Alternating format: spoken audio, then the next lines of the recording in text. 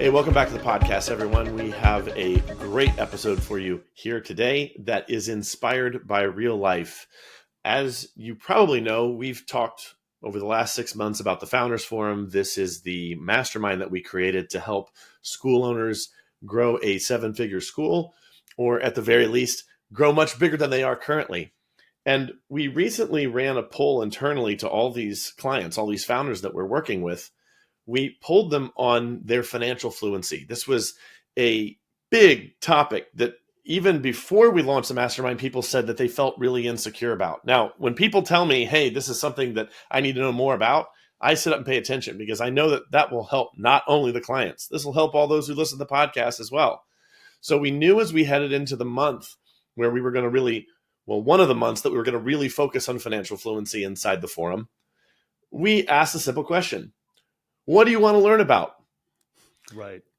Nate and I were very shocked at a question that came up over and over and over again, including from owners that are running schools that are approaching six figures a month. One of the main questions that was asked was, how do I create and stick to a budget? This floored me because I thought, to get to that size, you've got to have this figured out, right? But no. And I'm not even casting stones here. There's stuff that even in the businesses that I'm running, I'm like, yeah, I'm really weak on that. I could definitely be better on that. Nate, I know you feel similarly. So we obviously use that question to really go deep with those folks. And we wanted to kind of do a mini version of that here on the podcast. And as usual, I will just say, the Founders Forum is opening up again this fall. If you want to get on the wait list to work with Nate and I, all you got to do is go to growyourmusicstudio.com/forum, and you can sign up for the wait list. It doesn't commit you to anything. It doesn't obligate you to anything. We're not going to email you every single day. In fact, you won't get an email from us probably until the end of the summer. You will hear nothing from us until we go to re-enroll for the fall. But yeah, I do want to say that if you like the little bit of a taste that we're giving you here, we go very deep inside the forum and actually, going to say this, we give away all the kind of, this is overused, but we give away the secret formula. We give away a lot of the templates and the resources that Nate has created for Brooklyn Music Factory so that you don't have to create this from scratch. You just start with what has been tested and proven and really what we're basing this episode on. So, having said that, Nate, I want to jump into this, and I want to start by defining terms. Could you just explain, give us a simple working definition for what is a budget? What is a budget?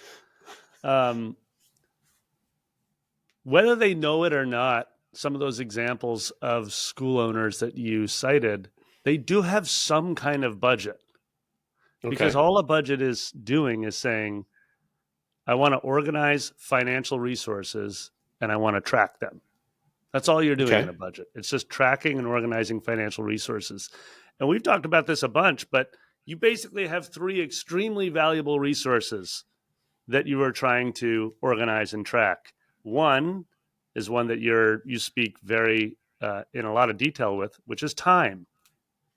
Time is the most valuable resource that you're tracking and organizing. The second is money or dollars, because that's the fuel we use. That's what we're going to talk about today. And then the third is your sort of creativity, your intellect, your ability to engage with critical thinking when it's needed, right? So that's that third resource. You need to be very careful in how you organize that and allocate that, using it on the right things. But today we're talking about money, organizing it, and then allocating it and tracking it. Could I ask a follow-up question? When we say budget, are we basically thinking of a budget as a historical look back to how you spent money like last month or last year? Or is a budget rules for how you're going to spend money in this month or future months? Great question. It's the latter. So we will use information from the past to help us organize and to forecast what we expect to do in the future. So that's what we mean by budgeting. We're saying, I believe over the next 10 months, it's going to cost this in these different categories to be able to operate my music school. Mm. Mm. With that in mind, I can speak personally as to why I think this is an important topic. And for the discerning listener, you might hear yourself in these comments and think to yourself, oh, this is a reason why I probably should take this seriously or listen to this episode.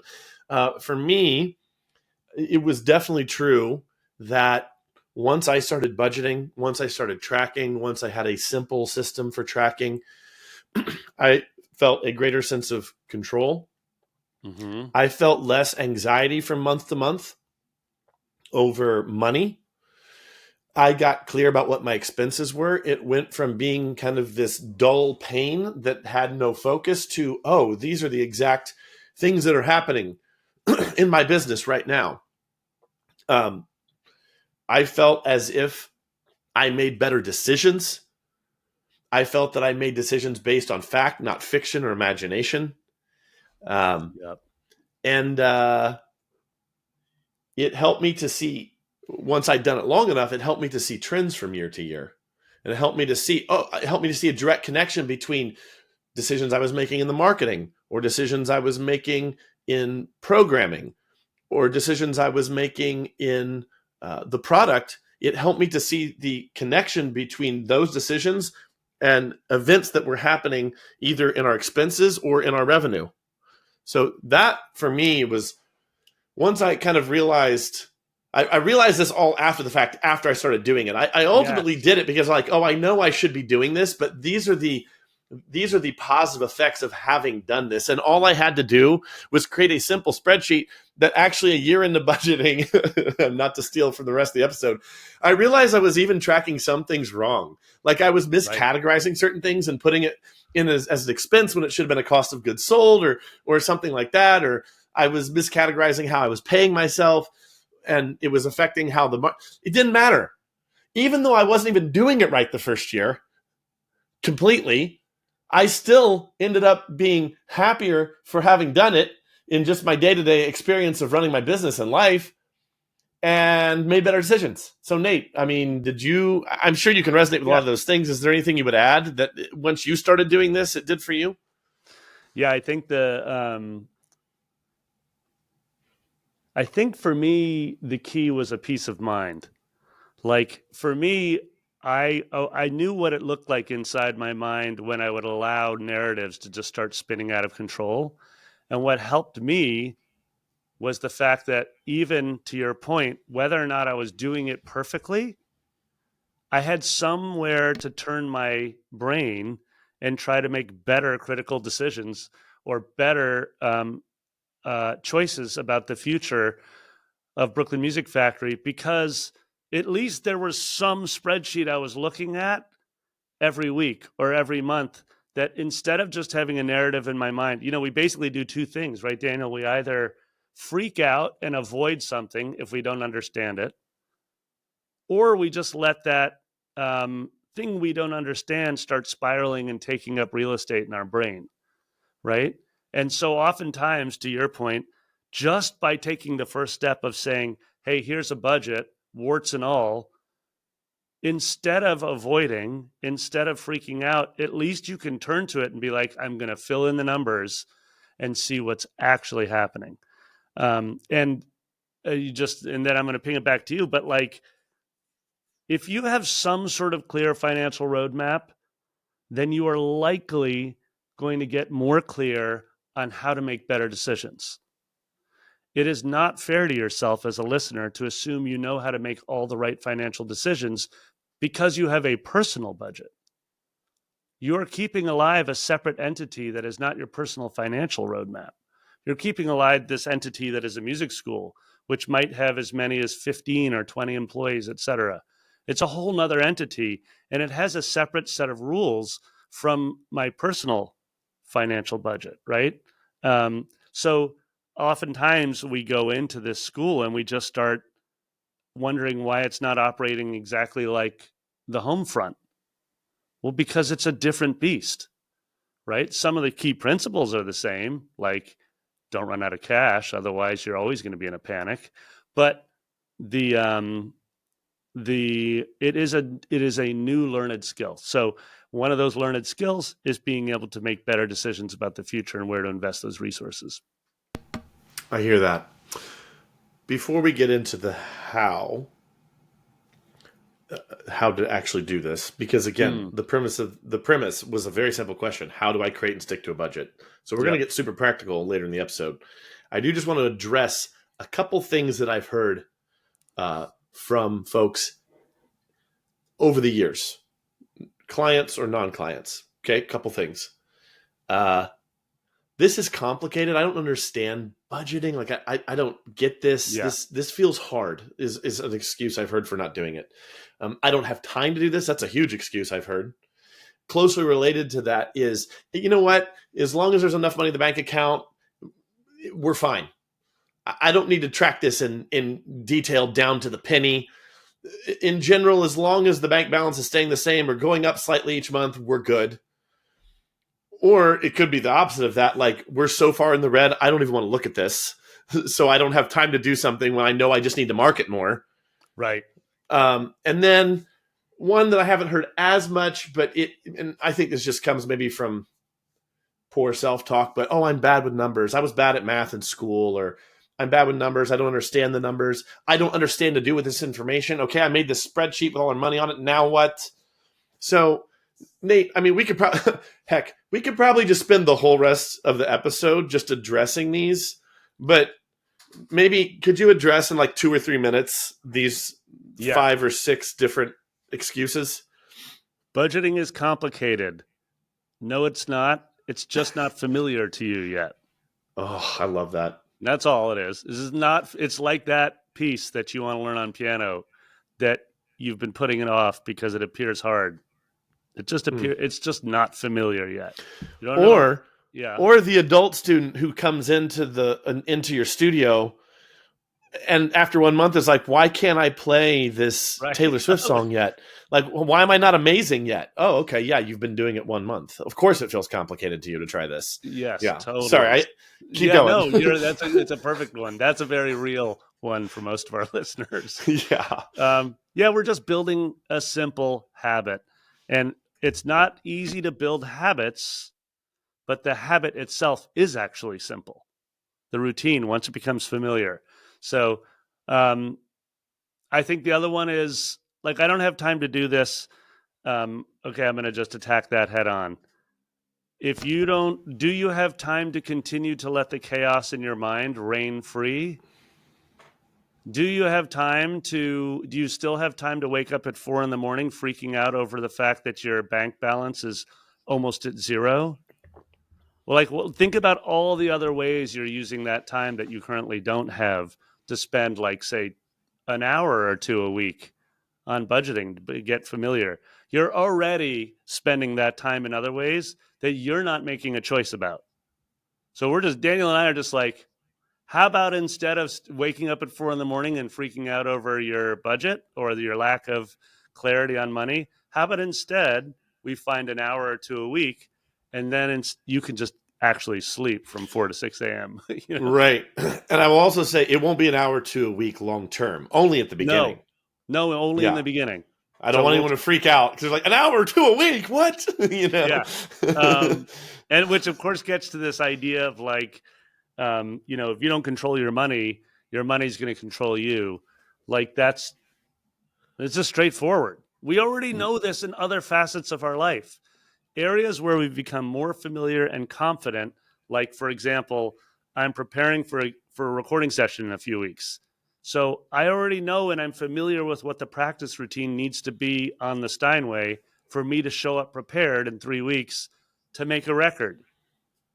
There was a time in my life where I would have panicked over having only 3 weeks to prepare to make a record. But that's because it was totally unfamiliar.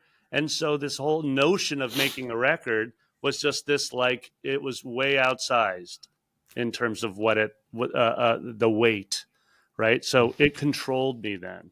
It doesn't control me now, right? And so everybody listening has a myriad of examples where they're not controlled by a process or a habit anymore. There's people here listening that have run marathons. They've done all kinds of things that it once controlled their mind. And now they're like, no, I know how to train. Take 6 months and I can do it. Yeah. And I would maybe just wrap this point up by saying one thing, and that is crowd out the mediocre and the urgent with the good. Like if there are things that just internally, like, oh, I should be doing those things, then just start your week with those and then let everything else fill in. And what I will tell you is that the urgent has a way of motivating me to work on it.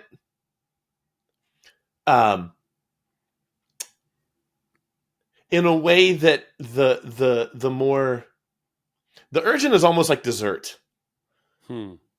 It's like, oh, I got to do that. Oh, I want that.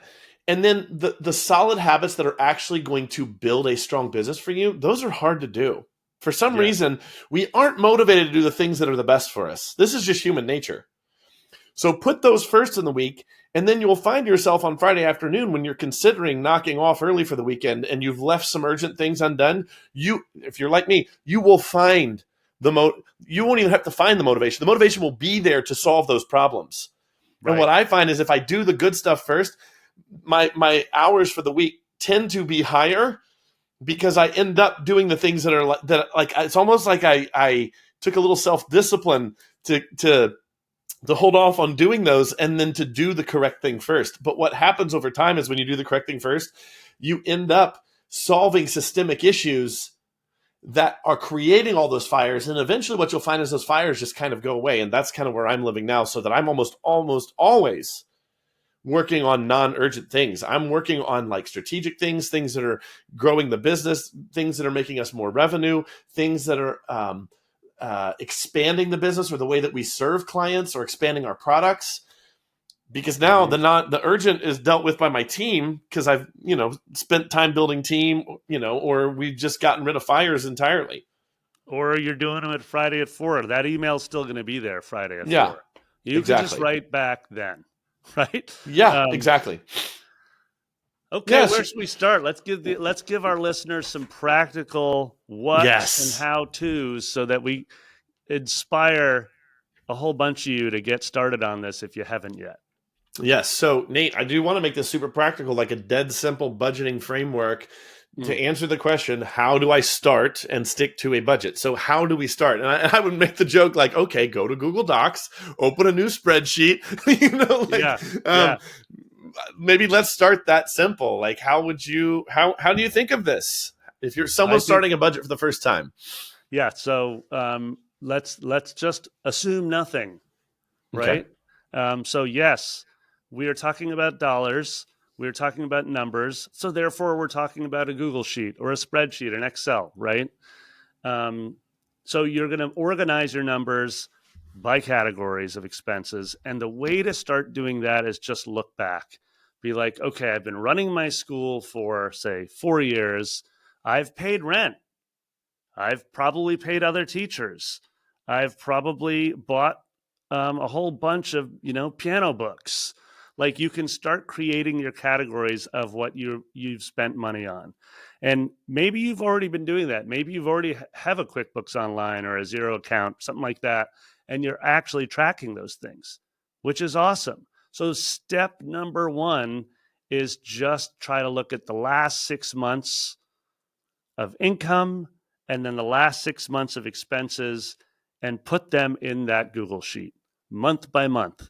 And what you want to do there is you just want to figure out, okay, what is the monthly average? The last step you're going to do is, what's the monthly average of what I make every month? I.e., how much money am I bringing in from all my students? What's the monthly average by each expense line that I categorize? So what is my monthly average of rent? What's my monthly average on those piano books or teaching supplies? What's my monthly average that I'm paying other teachers? That is a great place to start, because your monthly average by category, your monthly average of income, that's what you're going to just say, okay, that's the budget 1.0 that I'm going to look at each month as we move forward and learning and how to actually start monitoring and building a habit of budgeting and tracking expenses. But that's the first basic step. This episode is sponsored by grouplessons.com. If you're looking for a group piano method that is easy to implement in your studio or school, look no farther than Piano Express from grouplessons.com. Because unlike most group piano methods, Piano Express allows students to make individual progress within the context of a larger group. And because of the at-home practice tools and gamified curriculum, students using the Piano Express method make faster progress than the average method book student. And that helps students feel excited, accomplished, and motivated to learn new music. Also, the system is really adaptable. We've got teachers using the system in their home studios, and we have many large commercial studios running our 3-room model that allows you to see up to 24 students per hour with just 2 teachers. So if you'd like to learn more about Piano Express, navigate to grouplessons.com and sign up for a free demo. You'll get to look at the method, our app and teacher guides, and we'll even give you a sneak peek of our implementation plan that has helped hundreds of studios start their group program in just a few weeks. Okay, so step number 2 is, and everybody always asks this, everybody's like, but I want to know what I'm shooting for, right? So what if I'm budgeting for something, what are ideal averages? I'm going to break it down by a few different categories. First one's going to be payroll. What are you paying your teachers and your admin? Let's just hope that it's somewhere around 60%. What do I mean by that? I mean that every dollar you make, 60 cents goes to pay your teachers and your admin. We can just make that a broad goal, right? It might be a little bit above, it might be below. We're going to talk about that later. Second category is your marketing. Like, what are you spending on any Google ads or Facebook ads, Meta ads? What do you spend on your website? What do you spend on printing up all those cards and those posters and that kind of thing? Maybe you do like camp fairs to try to sell out your summer camp. Maybe you do other kind of public events that act as marketing. Let's just assume that that's going to be around 10%. So 10 cents of every dollar you spend, you want to go into that marketing. Then we're going to go to the next category. We're just going to call like operations or overhead. That's going to be your rent. That's going to be, any kind of software you use to run your company, whether it's MailChimp or maybe you subscribe to a scheduling software like Jackrabbit or Opus One or something like that. That's going to be your insurance that you have on your school. So let's make that 15%. So 15 cents of every dollar. So that's your 3 main categories of operating expenses: overhead, marketing, and payroll. 60% for payroll, 60 cents of every dollar, 10% for marketing, 15% for overhead. That leaves you about 15% for profit and savings. So what I mean by profit, if you're an LLC like Brooklyn Music Factory, that means that 15 cents of every dollar is going to go to paying you as the owner. It's going to go into a tax fund. So, because we got to pay Uncle Sam, that's one thing is a non-negotiable.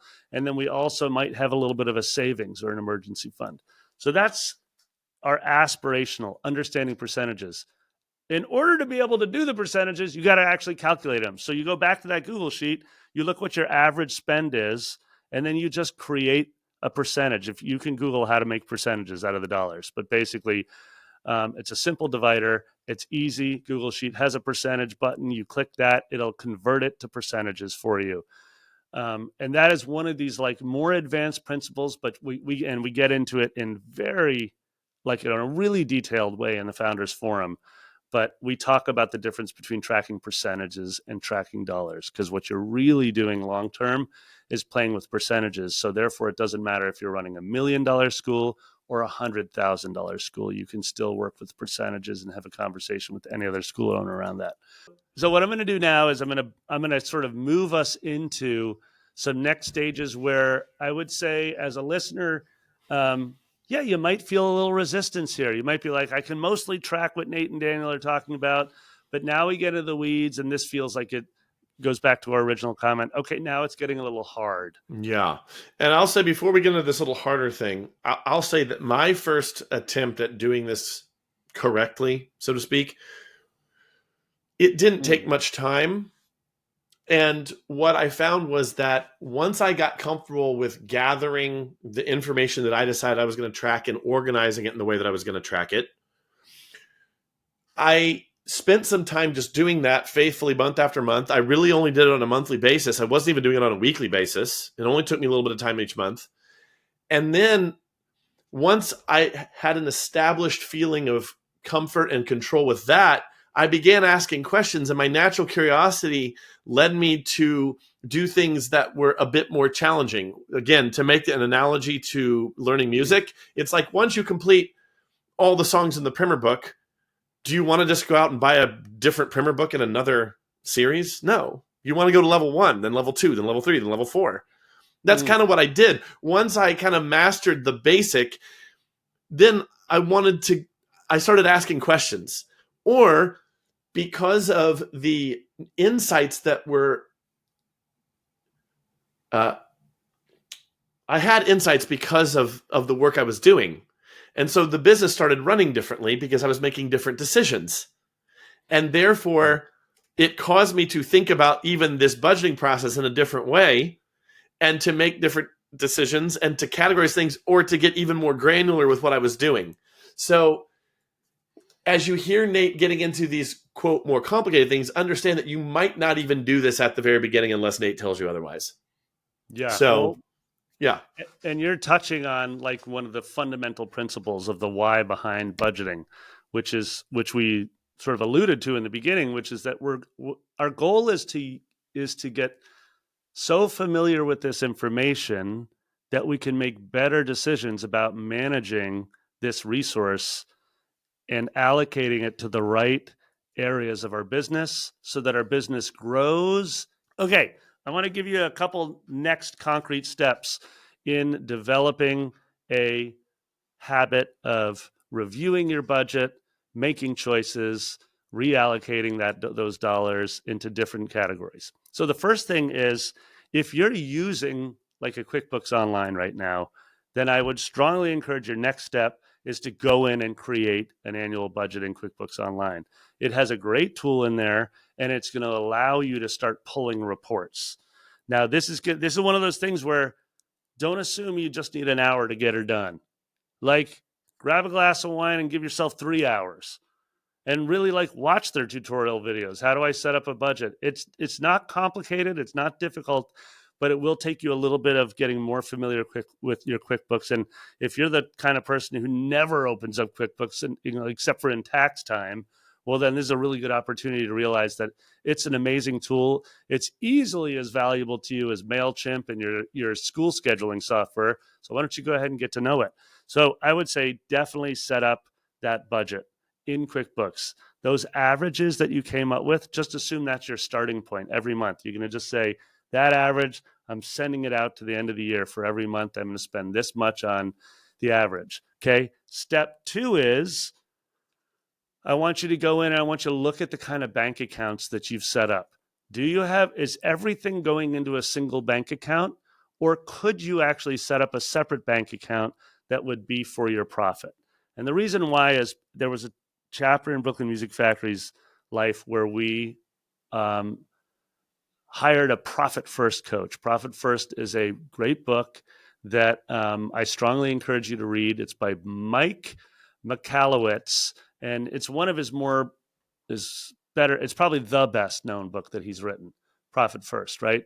And while what he does, actually, what Mike does really well, I think, as well as anyone, is he simplifies concepts. He takes something like a Profit First budget and says, it's this simple, here's how you do it. And one of the things he suggests you do is create a separate account where you're taking that 15 cents of every dollar and throwing it in automatic. Set up your bank to automatically draw out of your operations account the money where all those student tuitions go, draw 15 cents out of every dollar automatically and put it in that Profit First account. Just force feed the money into there, right? And that's where you're going to get paid from.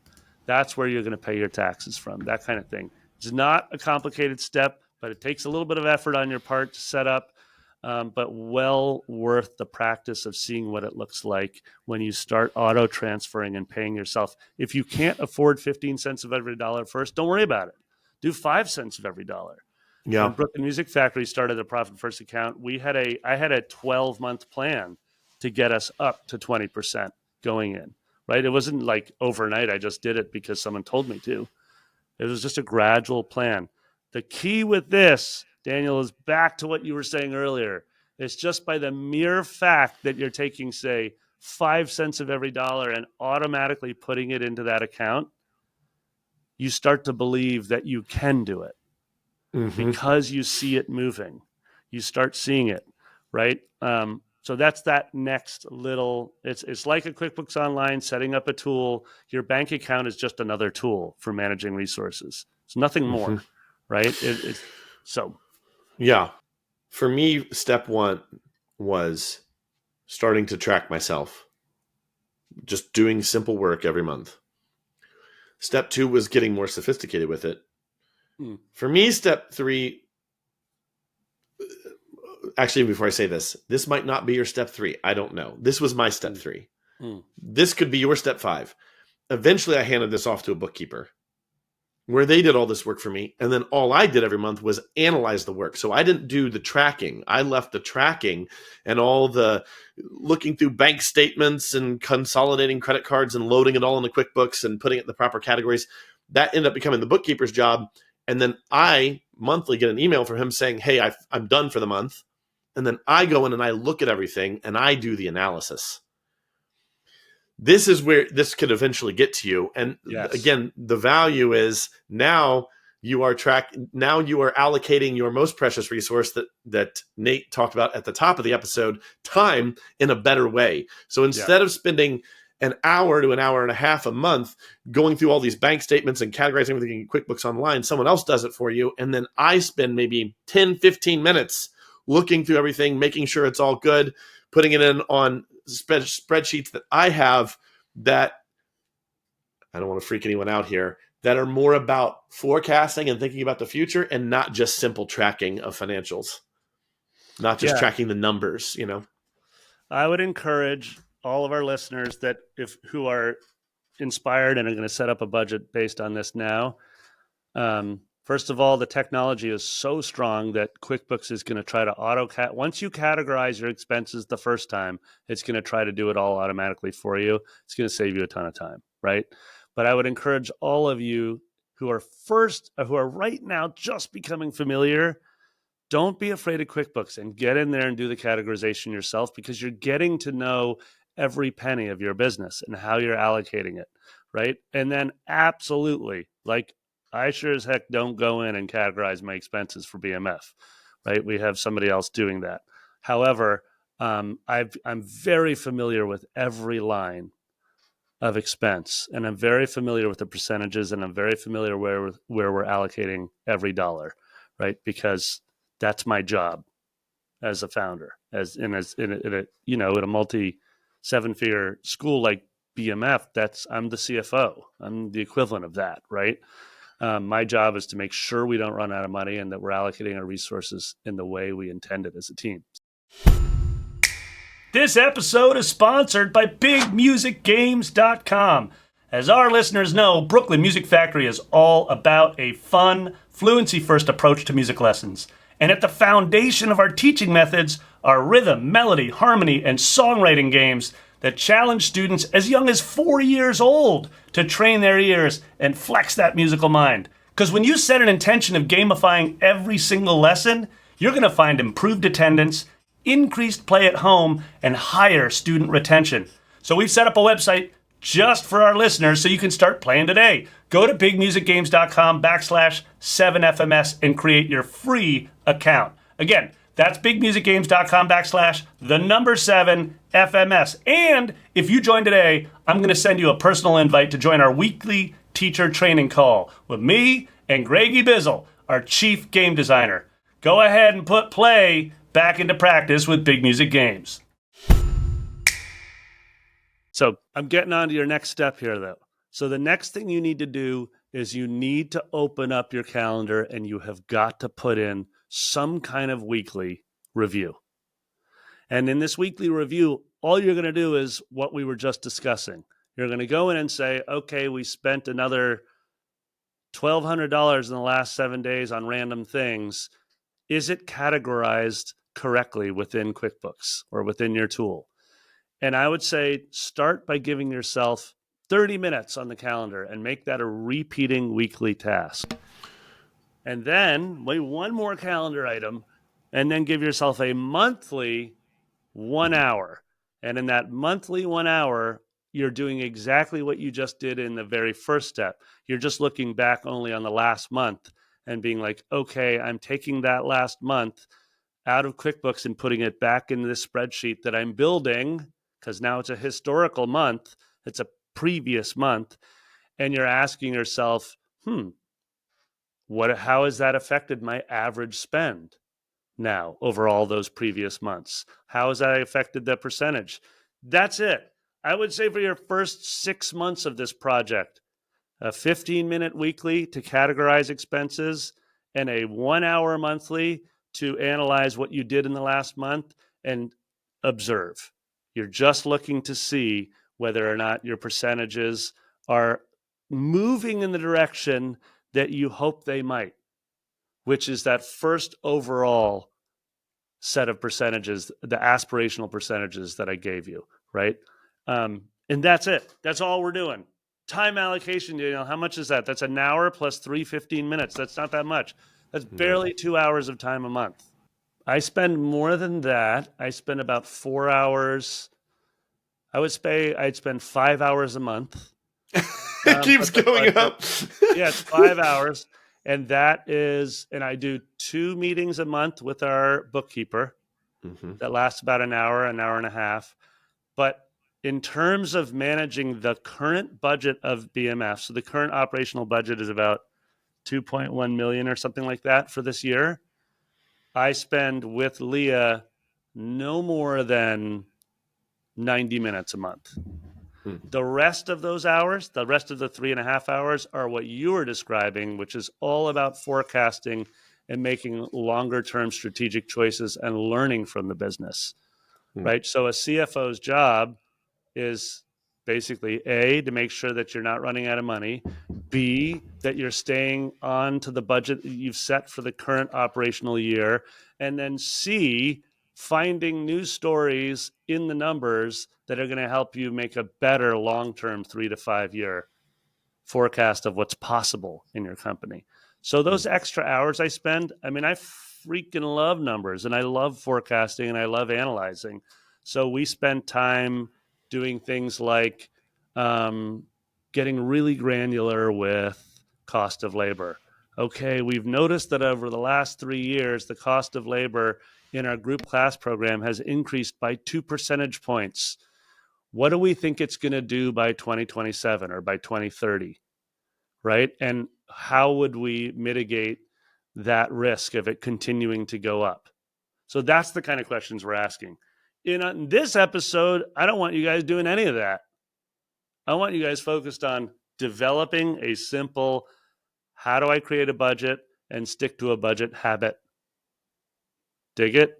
And I will say that, and this isn't over against what Nate has said here, I would say that my time isn't as much in analyzing. There's no editorial. Like, I'm not making, I just think Nate and I have different styles. And so if this could be stylistic too. So, and it's possible that Nate's much better at this and is much more much more thorough. I don't know. Like, I don't know how to explain the differences. The way I think about it, Daniel, is this: all of our minds are unique, of course, and then we're attracted to different facets of the craft of business. Yes, is what I think, and I think we all find stories and make choices. Not with different data, because this data is essential. And I know you make choices based on this because you and I have a business together and we do look at it and we make choices together based on historicals and then that kind of thing. However, I do think that not every music school owner is going to say a spreadsheet is going to be the most useful for them around developing critical thinking and strategic choices in their company. Some will absolutely love it like I do. Some will just get good enough at it to be able to pull the data, but then we'll want to spend a lot more time, for example, surveying families and rereading all of their NPS results over and over to try to figure out how to allocate those dollars, right? I think it's actually, we have to sort of listen to ourselves and know what inspires us to want to do that critical thinking. Yeah, my editorial on this actually is that we all nerd out, and by we, I mean everyone who's listening too. We all nerd out on different aspects of business. I can think of clients who love systems. I can think of clients who love marketing. I can think of clients that they really love the idea of creating new programs in their school. We just did this episode a few weeks back about the fourth bucket of business. They lived there maybe a little too much. My point is that Nate especially nerds out around the financial fluency piece of owning a business, whereas I look at it more as like, oh, this is critical, but it doesn't make me unhappy, but it doesn't bring me like loads of joy either. It's just something like, oh, I got to do this because I want the business to stay healthy, So Nate could be spending a little bit more time on this because he loves it so much. So don't be worried if the numbers alarm you because it just might not be that much time for you. Let me summarize a handful of items for people so that they're like, okay, I basically understand. And what I want to do is make sure that I heard Nate and Daniel correctly. I'm going to make a budget and I'm going to start sticking to it. I can do this. Let me give you just a few pointers, right? Try to make it as automatic as possible. That's why you're doing things like automatically pulling from an operations account into your profit account on the banking side. That's why you're taking that extra step of typing from your spreadsheet into QuickBooks Online. Because once it's in QuickBooks Online, you can pull things like a budget versus actual report, which is exactly what most companies, basically all financially fluent companies in America, do that, right? They're pulling a budget versus actual. Next is don't get lost in the spreadsheets. Keep this sucker as simple as we just described. It doesn't matter that you just listened to a financial fluency episode that Daniel and I did 6 months ago where we went in super deep on cost of labor or something like that. And you're like, wait, am I supposed to have all of that? Am I supposed to be like Nate and have these insane number of tabs? You don't need that at all. You need to be as simple as we just described. Dig it? Next thing is when you're showing up to your 15-minute check-in, when something happens that you're psyched about, friggin' celebrate it, right? Celebrate the fact that you actually even showed up for 15 minutes and started filling in numbers, that you logged into your QuickBooks. Like every single one of these micro wins are key if you want to develop that habit. Next, treat it like a practice. You don't need to be perfect. You just need to freaking show up, right? The budget, I love this, is the budget isn't a punishment. It's actually like a practice session. Every time you show up, you're rehearsing what it's like to become more fluent, to become more familiar, to just become comfortable with spreadsheets if that's as basic as we need to get right now. So finally, don't skip a check-in, right? Just don't. Like if all of a sudden you have to be the emergency sub for a teacher that's out at a last minute, memorial service or something like that, which is literally going to happen to me today. I'm likely going to go sub for someone. Just move your 15-minute monthly check-in to the end of that subbing day, but don't skip the check-in. Even if you're tired and you don't want to do it, still show up for 15 minutes and type in a few numbers, because that's how we develop a rhythm where we trust that we are going to keep showing up and that we're going to start learning from it.